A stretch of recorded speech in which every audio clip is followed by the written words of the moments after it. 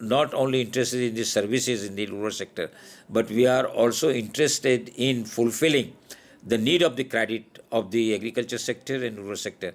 And in this regard, the RBI is playing a very important role.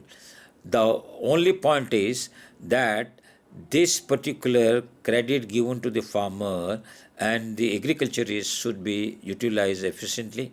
It should be available adequately, and it should be available in time. This thing, if this is not maintained, then we will not be able to yield fruit out of it.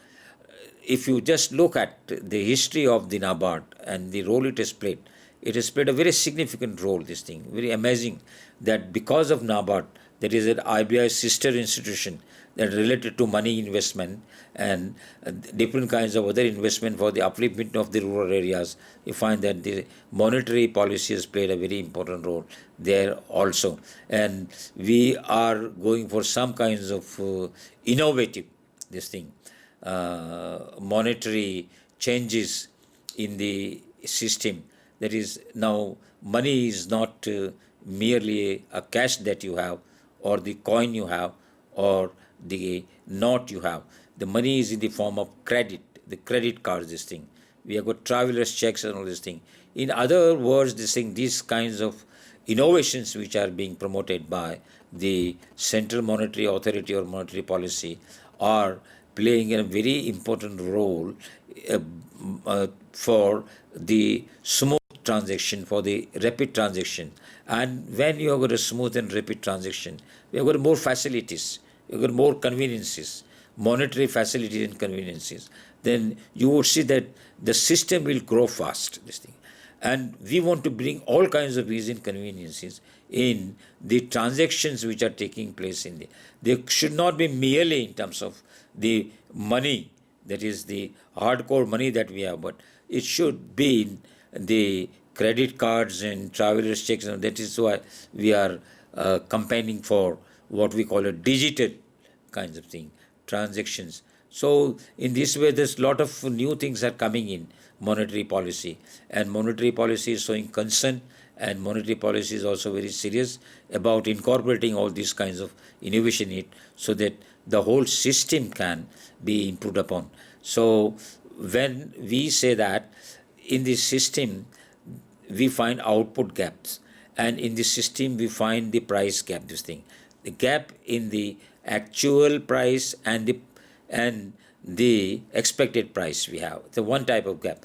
On the other end, we find gap in the actual output growth and the potential output growth, this thing. Now, these two gaps are very important, this thing. You see that taking into account these two gaps and their strength and the degree, we should manipulate the tools of monetary policy.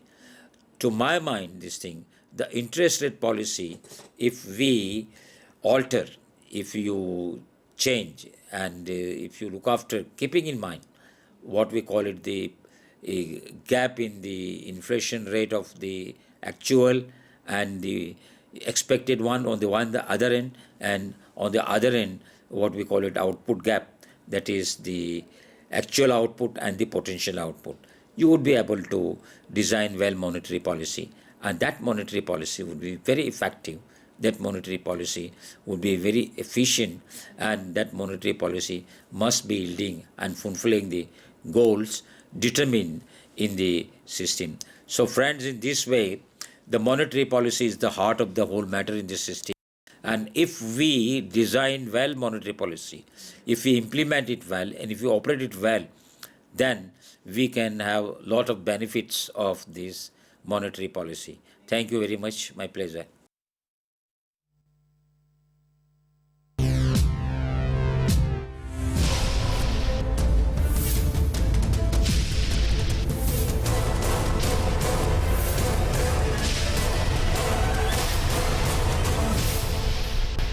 SANDHAN, All Gujarat Integrated Classroom. સેટેલાઇટના માધ્યમથી જોડતી કડી એટલે સંધાન.